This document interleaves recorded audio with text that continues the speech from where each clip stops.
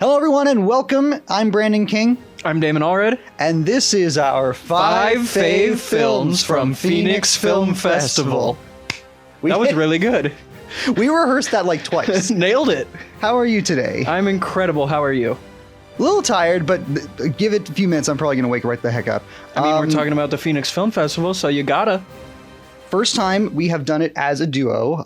Last year, if you guys watched the video, I did the top 5 films of the festival myself. This year, we finally got you press credentials, so we were both able to kind of divvy up the responsibilities. I'm curious from your perspective, number one, was this your first film festival overall in terms of press coverage, and what was your response in dealing with a full 10 days worth of coverage? It was, and I was just completely thrilled by the whole experience of it, from how the program people that were in charge of it and all the administrators who went through it, from initial ticket pickup all down to the workers at the Harkins 101 that were very nice. I'm sure they were volunteers in addition. Most of them were. Yeah, it was amazing. I mean, everyone, hats off to them, and couldn't be more pleased with how it went. I think the only complaint I would have had is that too many times I ended up front row, which can be a little jarring. But I mean, it was a great experience overall. I would definitely do it again in a heartbeat.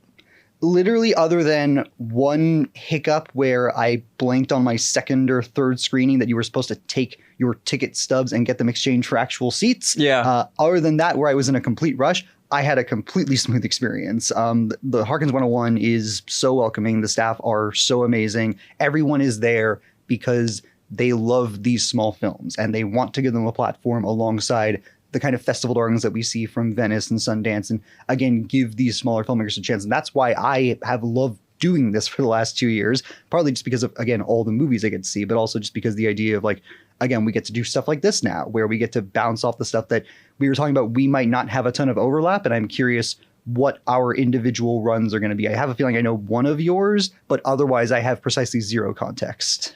Yeah, I mean, just everything about it. I'm excited to get into it. One thing I do want to talk about real quick before we do is just the Q&A experience that we were able to have. I was so thrilled with getting to hear from the directors. Yep. At least 2 of mine, maybe even more. I mean, we can kind of get into a third, that I was able to talk with directors a little bit and kind of hear their perspectives on what went into making these movies work out. And, you know, that's definitely not something that you're going to get just by your run-of-the-mill AMC screening like we frequently go through each week.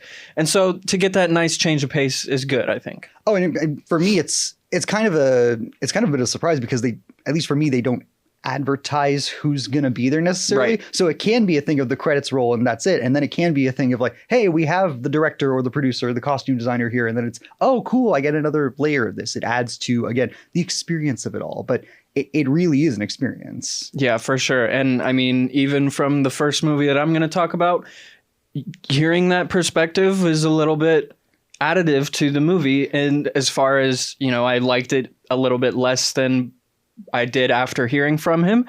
And if you're cool with us just getting into it, let's hop into the top 5. Again, 5-1, as we usually do on these lists. Damon 5, me 5. We'll go back through. We'll recap the list at the end, and then you can be among your day. Damon, you're number 5. Yeah, so number 5 for me was 10 Feet Down, which is a little bit of a horror movie, Stockholm Syndrome kind of deal, where we have Austin Buchanan playing a really, really good dungeon dweller of sorts in this movie. And you know, there's all sorts of psychological angles to it, of course, as there are in any Stockholm Syndrome movie. And being able to talk to director Alan Williams about that afterwards and hearing his interest in psychology and his background in that, I think was really cool. And, you know, there are parts of the movie where it kind of gets a little bit overbearing, like with one of the performances I think is not as good from, I believe, Bryn Booth. Not as good as Austin Buchanan in terms of being able to keep the movie grounded. And, you know, that takes away from it for sure. It makes it a little more funny than I think it intends to be. Right. And so just from that, it's a little bit hard to take seriously at times, but it's definitely still a very interesting look into the Stockholm Syndrome aspects. There's a big, big weighty moment where oh yeah, this guy is really just screwed in this situation. Like no matter what happens, he's just screwed. And so like I think that that's a really cool way for, to tell that kind of story, because I don't think you get a lot of Stockholm Syndrome movies that really go that far. Anything technical wise that stood out to you, especially in regards to something like this? Because I feel like every movie on my list has a completely different visual and stylistic and aesthetic choice to it. I think more than anything, the sound, the way the sound plays a part in the movie. There are times when it too is overbearing, but it is just generally like the biggest way that it adds to just the vibe. And that's the biggest way you get a sense of what is going on, what you're supposed to be feeling, that sort of thing. Okay, very cool. What's your number 5? My number 5, I kind of went back and forth on this, and I'll say this is a recurring thing. For any of you who watched my video last year, I had at least 2, if not 3, where I was gaga over. Like I was legitimately salivating over the thought of seeing these movies again. I love them so much. I will tell you right now, overall, my lineup is not as strong this year. Granted, I missed some very key movies. I missed, I missed Adventure Time. I missed Some Kind of Justice. I missed a lot of like the late night stuff. I'm probably going to miss, or I did miss Closing Night the other night with the Wedding Banquet. So there were a lot of like big ticket things that I missed. However, that is not to dismiss any of the movies that I am putting on this list. They are all very, very good. I'm just saying that in terms of pound for pound in last year, just from what I was able to see. That being said, my 4 and 5, I can kind of interchange. Like they're very good each, but I could theoretically do them for either entry. So I wound up going number 5 for The Ladder. This is directed by Emilio Miguel Torres, who was nice enough to meet me after the screening. He was so lovely. He had the Q&A, obviously.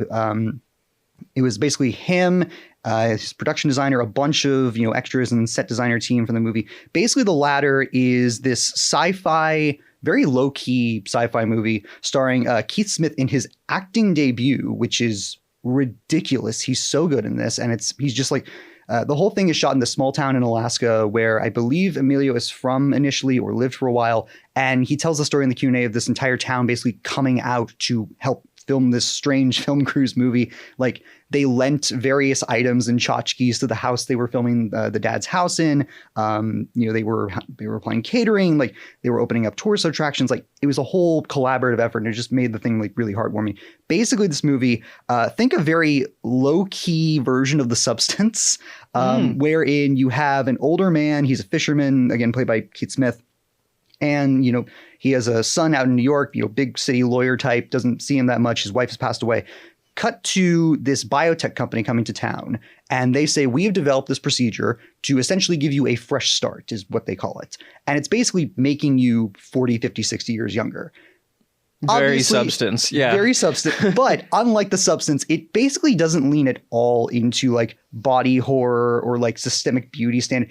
It is very much, and I asked Emilio about this, where he wanted to draw the line between, again, that kind of sci-fi thing of, oh, the Fountain of Youth thing, what's the catch behind it? And the very clear father-son story that he was trying to tell, because the son eventually comes back to Alaska and they have to kind of reconcile all of their things. And it's a very low-key movie at times. And yet it's also full of life. Like the performances are so lively and so enriched. And again, Keith Smith, where did he find this guy? He's so good. It can be a little overly gosh gee earnest at times. Like, oh, you're from the big city. What's New York? That kind of thing. Like, but it's also so endearingly awkward at times that you just can't help but fall in love with the guy. The son is really good. I will say the guys, slight spoiler, who play his best friend, are both really good. And the way that, again, the Alaskan town is shot and kind of framed as this kind of pinpoint in time where like nothing can quite break free. And there's this thing in the biotech thing that kind of steps in and shakes everything up. It may be a little bit too loose on mythology for some people, but if you're willing to, again, latch onto the characters and their very real drama and stakes for anyone who has, grown older and feels that kind of weight of those handicaps on you, it's very affecting. Is there a kind of acting performance or character arc that in recent years is a little bit similar to the one that Keith's character and his performance have? There definitely is. I'm blanking a little bit right now. I would say, did you ever see The Hero with Sam Elliott? But I kind of Sam Elliott typical kind of thing, or not really. The hero is basically where Sam Elliott plays like an aging Western star who's kind of having to reconcile with his own legacy. It's a little bit like that, again, matched with a little bit of Demi Moore from The Substance, maybe with a little bit of like, even with a little like Hugh Jackman from Logan, a little bit. Like, again, those kind of aging performances where mortality becomes the driving antagonist above anything else. And again, if you're used to that Substance comparison and you're like, big evil biotech company, what's their catch in, making people young, you might walk out a little bit disappointed, as I maybe was a little bit. But again, the characters are so, not one note, but they're so driven in their journeys, and you get so attached to the what ifs about what they're going through that it makes the movie worth it. Gotcha. You cool with going on to number 4? By all means, yes. This is a little bit funny, because you know that this was maybe my most anticipated going into the week. I got to put On Swift Horses at number 4. Okay, so you are going to mention it. Yeah. You made it seem like in our pre-video discussion you were not going to talk about it. Well, I don't know if I'll get to talk too much about what we talked about earlier, but okay. In kind of the same way that your last one was a little bit of a low-key The Substance kind of vibes, this one's a little bit of low-key Saltburn feel to it. That's what I got from the trailer a little bit. Yeah. And it's not just because of Jacob Elordi, and it's not just because of a lot of the... Which we should say Jacob Elordi, Will Poulter, and Daisy Edgar-Jones, right? Daisy Edgar-Jones are the 3 leads. A couple others are important as well. Sasha Kaye, who I mentioned that I'm a big fan of in this and other things, but it feels like Daisy Edgar-Jones could almost have leaned a little bit more into this kind of role. I feel like her character gets so limited by almost the plot in terms of, like, I walked out feeling like she had so few wins in the movie, and because she's the easiest character to root for in the movie, you kind of walk out feeling the same way, as that you had so few wins in the movie. But obviously with Jacob Elordi being the force that he is on screen, it's hard for a movie that includes him for so much to not have some level of electricity. Well, he was the one I was more curious about because Poulter is good in everything. Like, we don't need to worry about him. I've been a little worried about Jacob Elordi's career, I'll be honest with you. It's funny you bring up Will Poulter because I think he's good, but I do think he was miscast a little bit in this. Interesting. Okay. I don't know that he really fits the billing of kind of Korean War era American West kind of character. And, he's just so set in his ways throughout the entire movie. There's almost zero change to any level of his character. And so you kind of just are left feeling a little bit thirsty for more plot that you can get behind in that sense. So because of that, and Daisy providing most of the vibrancy to the movie and her being so held back, it feels like almost. And, I just left feeling like I wanted more than what I got. But overall, you enjoyed what it was going for. I think so. I think that the vibe that it was trying to cultivate was a good one. I just don't know that it had the right ingredients to kind of come together to be something really good. I think it was more on the 2.5 to 2 stars level for me. Okay. Mm-hmm. My number 4 going forward is Bound. Did you get to this one, or? I did not. Because there were a couple showtimes for this one. Yeah. This is directed by Isaac Hiratsu Wolfter.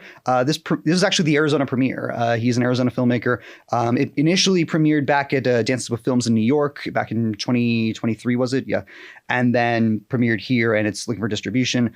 This stars Alexandra Faye-Sagedian as basically this woman in, I believe, rural New Jersey, essentially, where her dad has died, her mom is like deathly sick, and her stepdad is a jerk.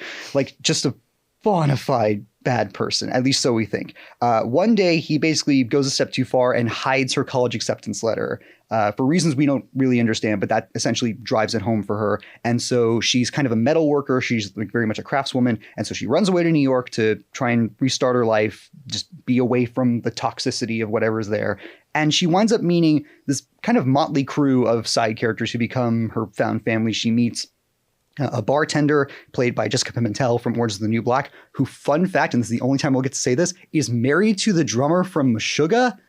I didn't think I'd be saying that here, And that was the wildest thing that I found out in researching this movie.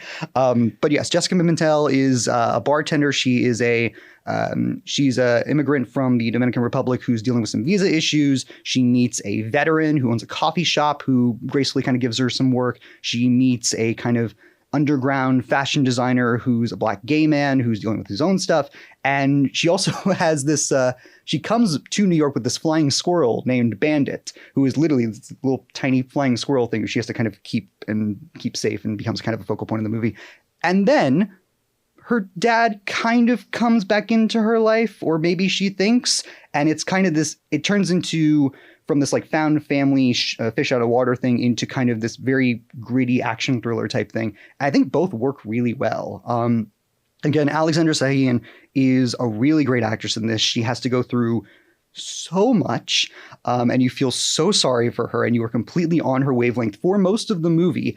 But I do want to give a quick shout out to Bryant Carroll, who plays the stepdad, who has maybe the most difficult role of the movie, which is to take an unmitigated mess of a human being and make him somewhat sympathetic by the end.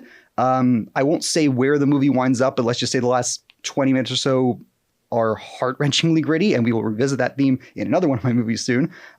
It's shot really well. It's very kind of guerrilla style on the streets of New York, New Jersey kind of thing. They mentioned they shot most of this in New Jersey along with a couple pickups in New York. And you can totally tell that it's a movie that it's not a thing where like, oh, New York is a character in the movie kind of thing. But it is a thing where like New York plays a central role in how our characters identify with themselves and their priorities. My one main criticism is like the side characters are a little stereotypical. Like, of course, you know, you have the illegal immigrant bartender who has the heart of gold. Of course, you have like the veteran who's suffering from PTSD and can't connect with people. Of course, very you have type. The gay best friend who's there for comic relief to say funny things. Yes, I could make those criticisms, but they're also like fully three-dimensional, fleshed out characters who very much do not put up with our main character's significant flaws of her own.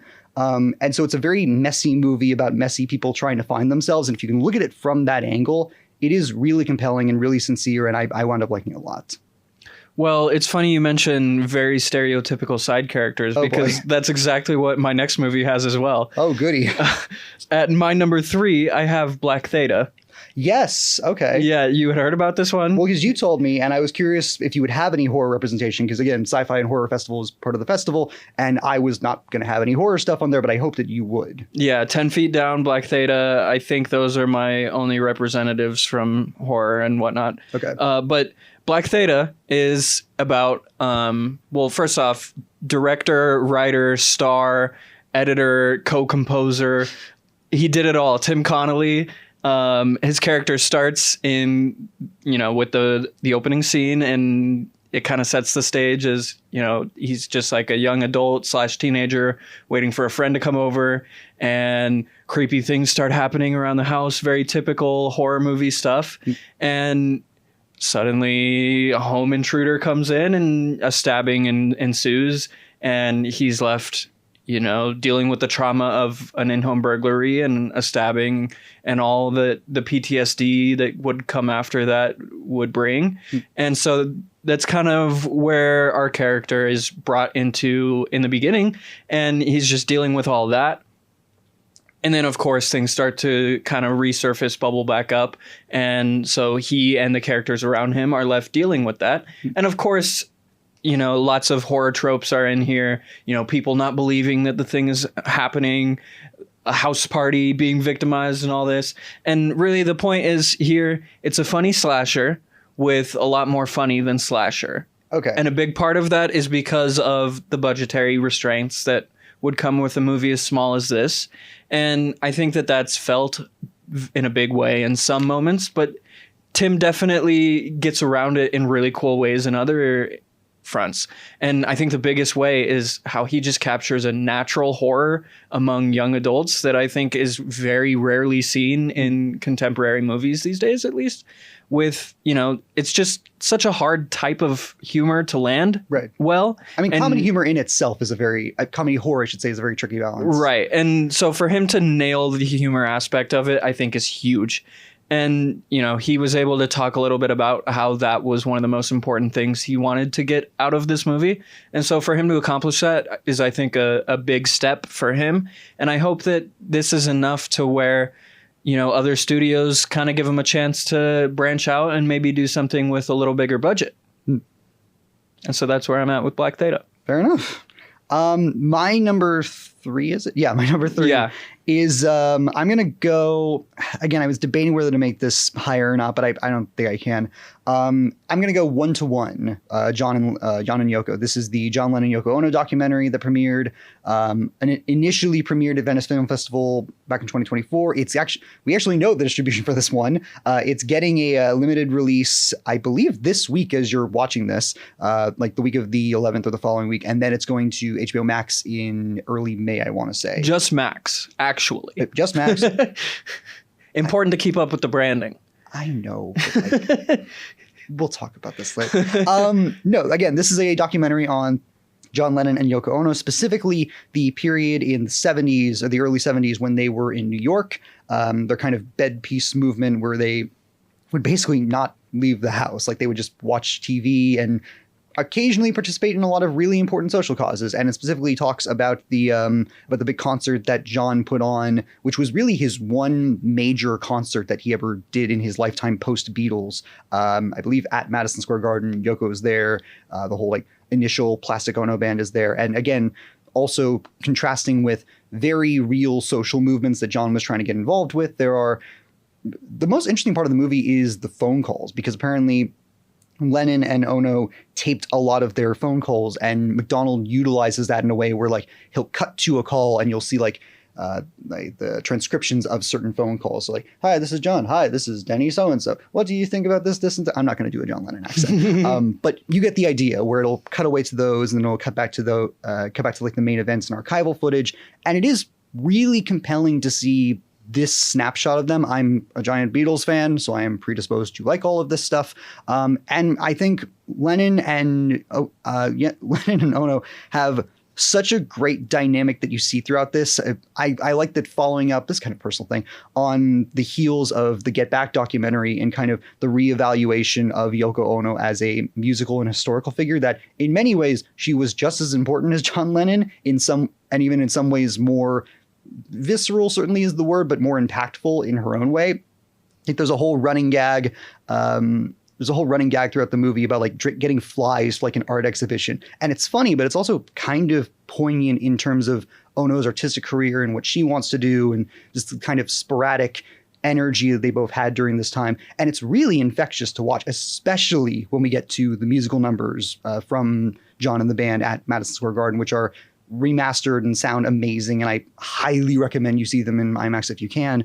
Again, this is more of a me thing, but I just had so much fun watching and trying to decipher this weird period of Beatles history. And the Beatles are not really mentioned at all. I think they're name dropped once or twice. It's really John and Yoko's journey through this weird period of their lives.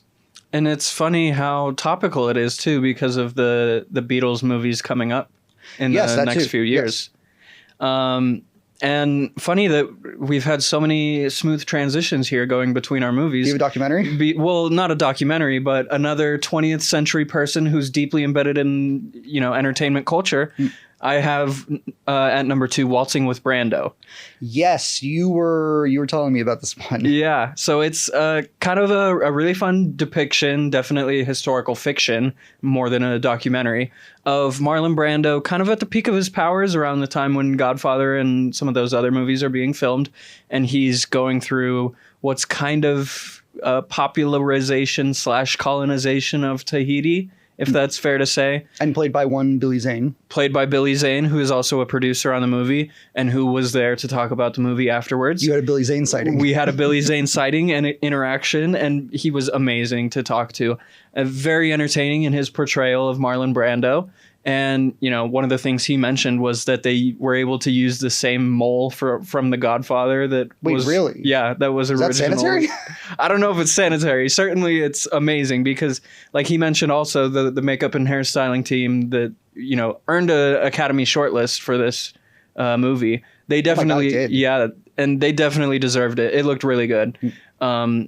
I totally believed him as Marlon Brando from the beginning to the end. And, you know, I think that so much of what he does with the performance is so additive to your experience. I mean, I've only seen a few of Brando's movies, but just any glimpse I got of the Marlon Brando voice or things like that, you just feel it instantly, and you're feeling giddy if you're a Marlon Brando fan. And so him being such an eccentric who, like you've mentioned with John Lennon, with all the social initiatives that Marlon Brando wanted to get behind, it mentions the Academy Award thing with bringing out a Native American to say, I'm accepting the award on Marlon Brando's behalf because he doesn't like the treatment of Native Americans in this country. Yep.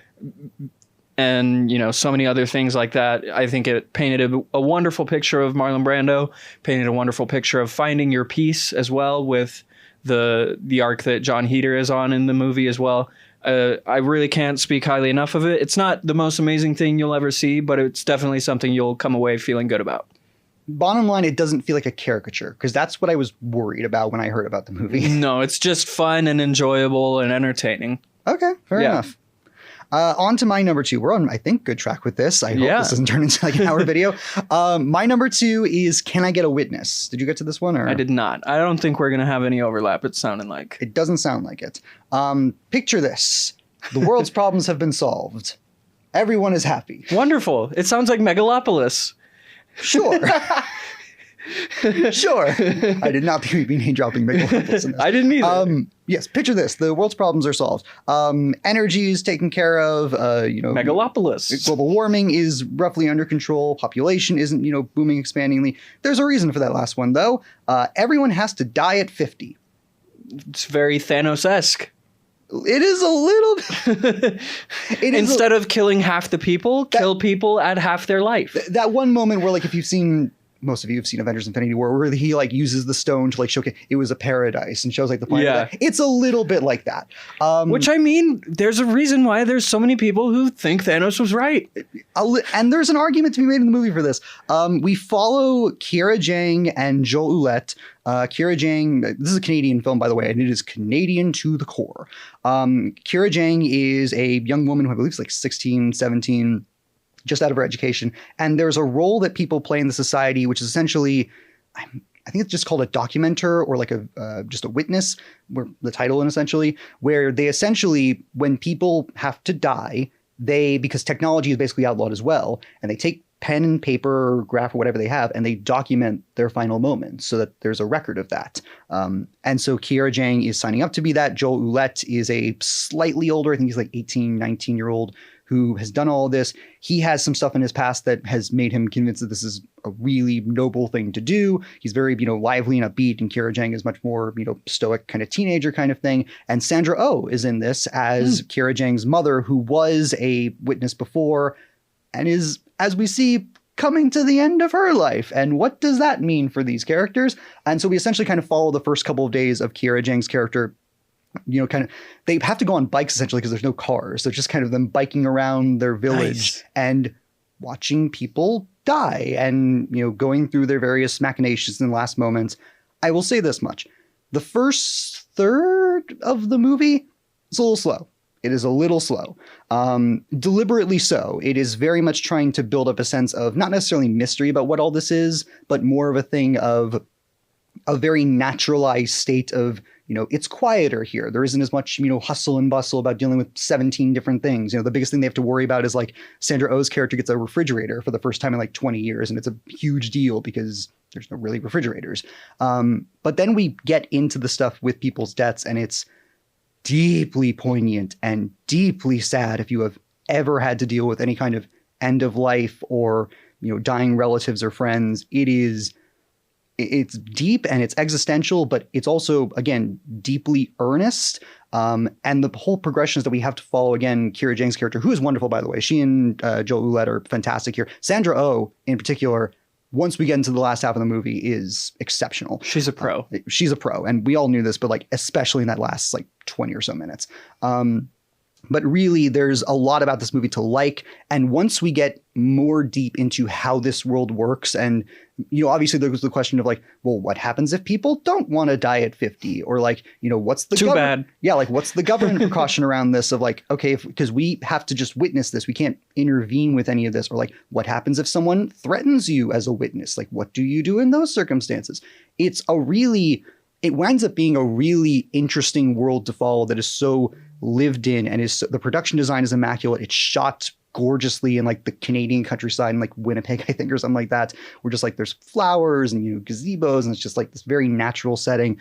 But again, it is deeply it's deeply interested in the idea of mortality, yes, but the idea of the kind of end of that and what you leave behind. And I will simply say, one of the best like beginning to end points in maybe any movie I've seen the last few years, because I'll admit the movie starts and I did not know what it was going for. And by the end of it, I was like, no, you can't be doing this. And it was just one of those profoundly like engaging moments of like, I get what you're doing now. And it felt so rewarding.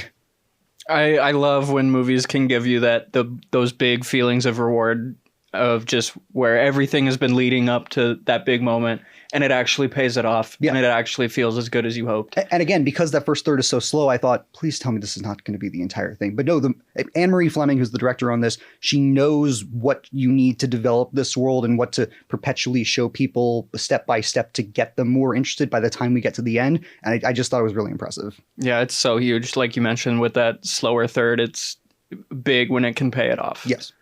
Number one. Yeah, a movie we've already mentioned a couple times, Adventure Tom.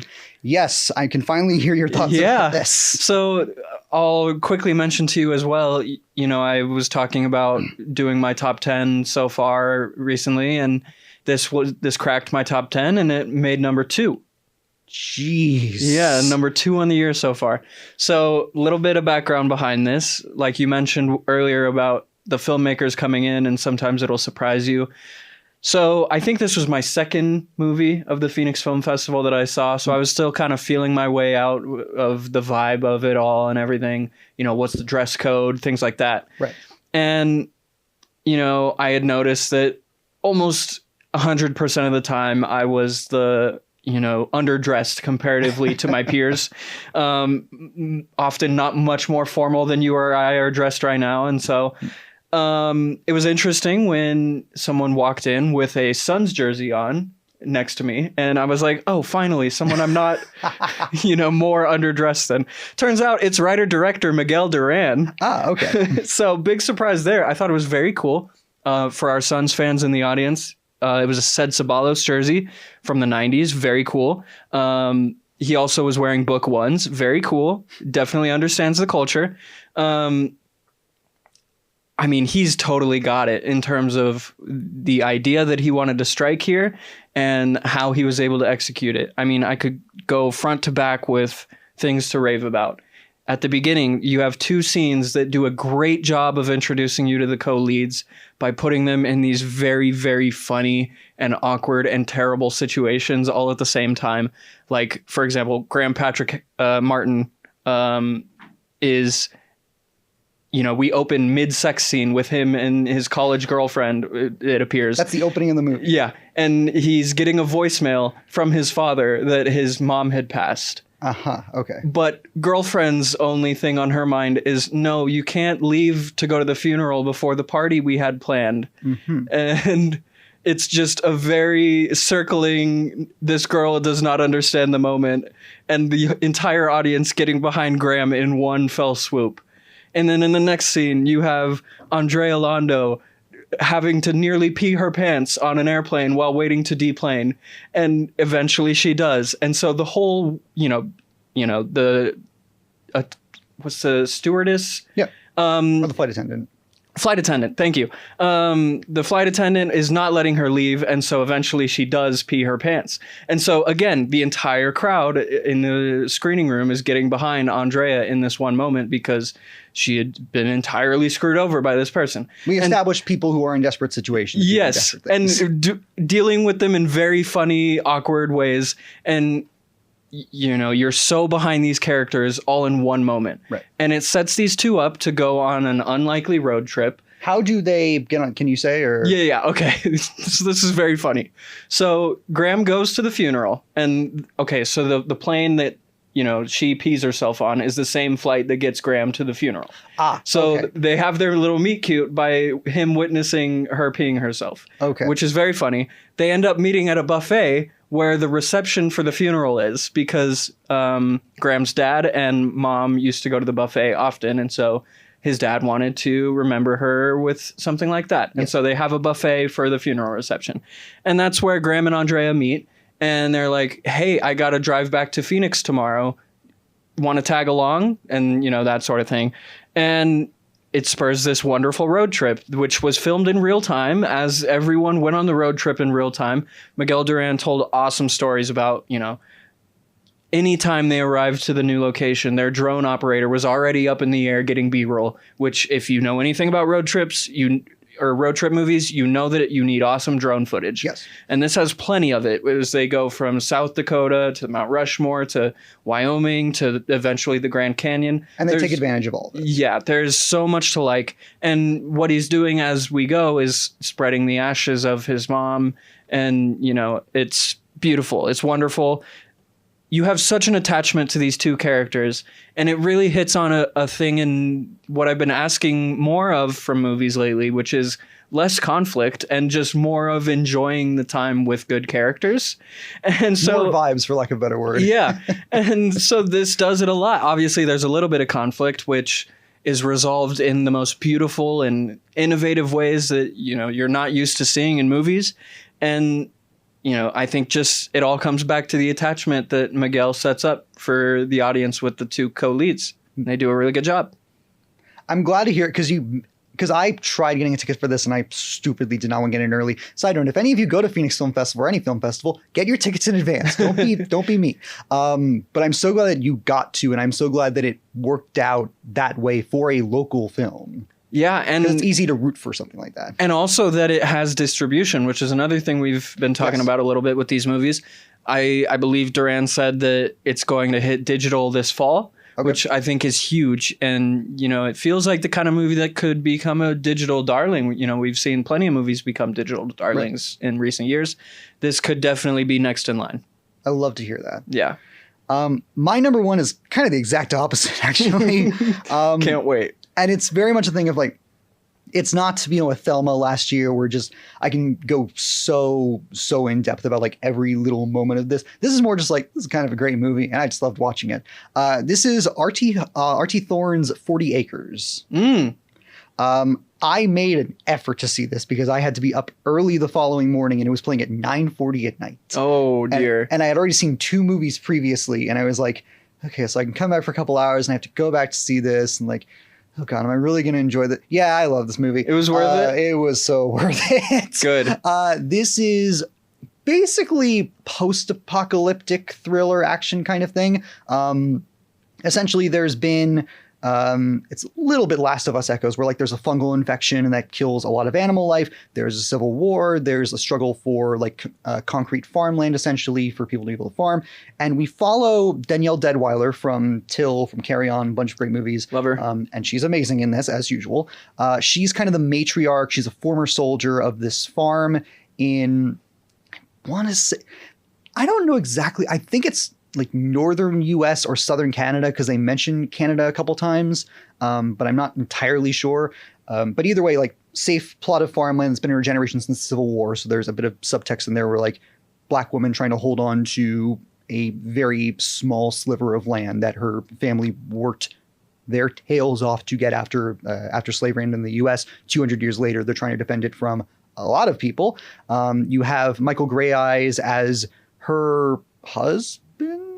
They kind of have this blended family where like Michael Greyeyes has 3 daughters and Danielle Deadwyler has an older son played by Kataem O'Connor. Remember that name, Kataem O'Connor, Kataem O'Connor, who is, I don't know where they found this guy. It's another one of those festival picks where you're like, where did you find him? He's fantastic. And I'll explain why in a second. But basically, the movie kind of progresses where like they have this routine where it's very egalitarian, where like even the youngest daughter, who's like 6 or 7, like she has duty positions of like counting bullets and like counting inventory. And like the older son has to do a lot of like the ATV work and like mowing the fields. One day at their electric fence, this girl winds up who is roughly the same age as the older son. And he decides, I don't want to hurt this girl. I'm going to hide her in the barn. And thus leads to a lot of like machinations and looking around and things like that. All the while, there's apparently this like cult of cannibals in the country who are killing other farms in the area who are friends of Danielle Deadweiler's character. And so it's kind of this ticking time bomb of like, when will the final confrontation wind up happening? So yeah, it's very Last of Us, Walking Dead, post-apocalyptic thriller kind of thing, but it's done so well. It's so tense and grimy, and it's so well acted too. Every character, Deadweiler in particular, the relationship that she has with her son it could have been so hammy and so propped up for the thing of like, oh, he wants to go out and see the world. And she's like, people are not to be trusted because I was a soldier and I know what it's like. And it could be so hammy, but it's not. Like there's so many nuances that R.T. Thorne manages to find in those characters, and that Weiler and O'Connor find as well, in just making them, again, feel like people who want things in a world that is only based in necessity. Like there's only so many things to go around. There's seemingly only so much emotion and love and humanity to go around. And they are trying to carve out what little they can in their own ways. Michael Greyeyes is also really great in this, as well as kind of the nice stepfather, but also kind of a staunch, strict leader in his own right. Like there's a lot of recurring jokes where like he's Native American, and anytime something like colonialization comes up or any like the rights of Native people, like he will, like, you will see the kind of mask of trauma come out, and it is really compelling. And the kids are really fun. There's a lot of fun side characters, but overall, it's just one of those things where like, it's just that kind of tension time bomb that keeps tuning up and tuning up and tuning up, where you see different layers of these elements to these characters unveil themselves. And by the time you get to the end, which, spoiler, there is action in the last third, and it's shot amazingly. It sounds incredible. There's also one of the best comedic moments of the entire festival in that last third of the movie. My entire theater was howling with laughter. And it's just, again, I can't, decipher every if and mean and theme of this movie, but it's the one where I walked out of going like, I want to see that again, and I want to tell people to go see this movie. I should mention super quickly, there are apparently some union issues about this movie that happened last year, where like apparently a couple volunteers and a couple like smaller crew members were not being paid pay slips kind of thing. I don't know if that has been cleared up. I just know that was a thing that last I heard was an issue. So that may be something you need to consider, but as a movie in itself, I thought it was fantastic. It's really cool how busy Deadweiler has been this decade. It's been great. I mean, like, back to Station 11, The Harder They Fall is, I think, my favorite performance of hers. You never saw Till, did you? I didn't, but like... You didn't get your heart broken. Even like, I saw the TV Glow as well. She's in that. Oh, is she? Yeah. Okay. So she's been very busy, and, it seems like she's going to stay busy for the foreseeable future. So I can only... We're blessed. And again, as both like a dramatic presence and as an actioneering presence, like you might think of this in terms of just, give Danielle Deadweiler an Uzi and watch her go to town on cannibals kind of thing. And that is satisfying when it happens. But again, as a character, as, a former soldier who really struggles with the idea of being a mother in kind of any sort of traditional ways, and again, even in terms of like the blended family aspect, in terms of the idea of like dealing with the people closest to her as people instead of assets and, means to an end, are really difficult for her as a character. And it's such a fascinating arc to watch. I'll have to check it out for sure. So let's recap our list. 5 to 1. Yeah. Okay. 5, I have 10 Feet Down. 4 is On Swift Horses. Black Theta at 3, Waltzing with Brando at 2, and then Adventure Tom is my number 1. And my number 5 to 1 are The Ladder, Bound, 1 to 1, John and Yoko, Can I Get a Witness, and 40 Acres. Biggest thing here being go to Phoenix Film Festival if you can, and go see movies every chance you get, and continue to do the Phoenix Film Festival forever. This was the 25th anniversary. Was that right? Yes, quarter of a century of the Phoenix Film Festival. I hope we make it to the 100th anniversary. That might be a bit tough with our lifespans, but I hope so. If not just the 50th anniversary. Yeah. But yes, please go support local film. And there's so many others. There's Peoria Film Festival. There's Scottsdale as well. We just had, I believe, the Women's International Film Festival come to, I think, the Shea like a couple weeks ago, I think, as of taping of this. There's so many local film festivals, and if you can seek them out and you can find them and you can support them, you will find gems in there. That's kind of the point we're trying to drag across with this. You'll find something you love without a doubt. Yeah. Because, I mean, we came away with 5 fave films from Phoenix Film Festival. Surely they will too. Surely they will too. I do want to very quickly run down. You didn't see any shorts, did you? I did not. Tons of short films. I want to just shout out 3 of them that I thought were really worth noting. Melanie Johnson's Not Quite Yet, who I met Melanie after the screening. Lovely, lovely woman. She directed this kind of rom-com short about a couple on the verge of proposal. It's really sweet and really awkward and just, it's really, really fun. I would also shout out, what is it called? Severio, which is about a young woman on her way to the party, and she somehow gets an older man abandoned in her car, and it becomes kind of this road trip buddy comedy sort of thing, but also very tragic in the way that we again treat with elderly people. Going back to Thelma from last year. There we go. And I also want to shout out Please Send Help from, oh God, what's the filmmaker's name? Danny something or other. I'm so sorry. Your short film is amazing, but basically is about a man going to his brother's home after the verge of a really bad breakup. Danny Corey, thank you. Yep. And the two of them kind of reestablishing their bond and helping each other out through their own trauma.